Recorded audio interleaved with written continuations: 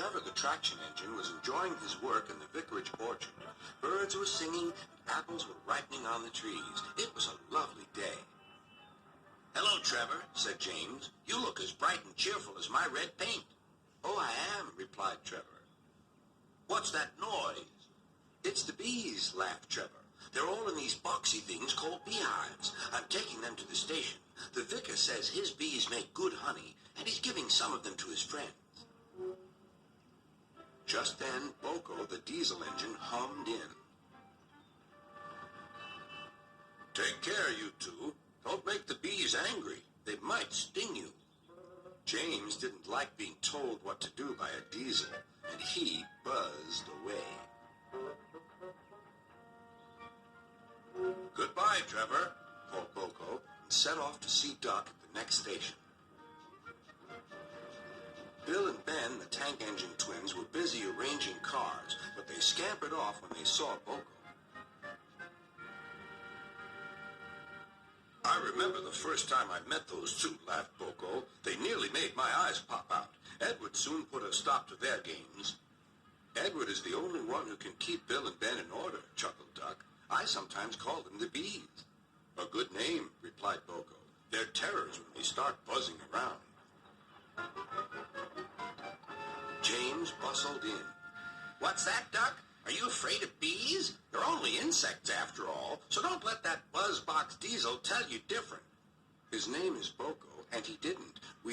I wouldn't care if hundreds were swarming around. I'd just blow smoke and make them buzz off."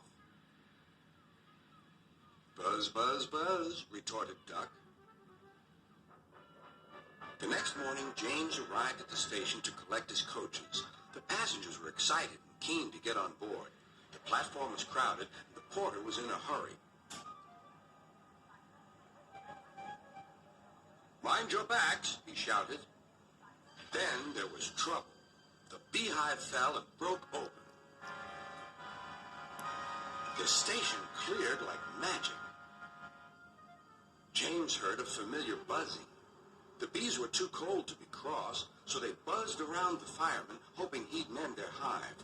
But he didn't understand, nor did his driver, so the bees turned to James.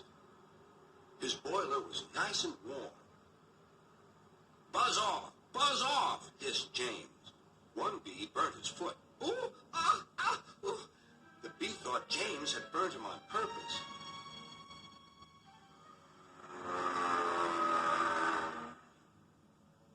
So it stung James right back on the nose.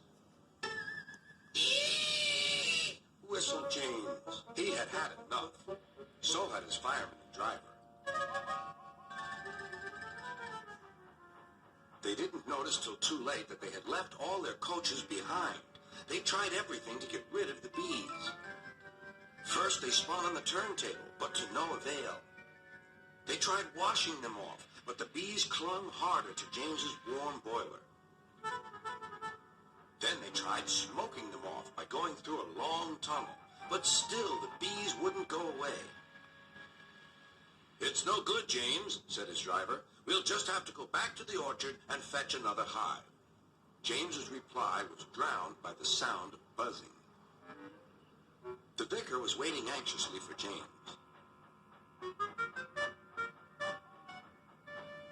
When he arrived, the bees swarmed straight into their new home. "Come on, James," said his driver. "What you need now is a good hose down." Later that evening, James was resting in the shed when the vicar came to see him.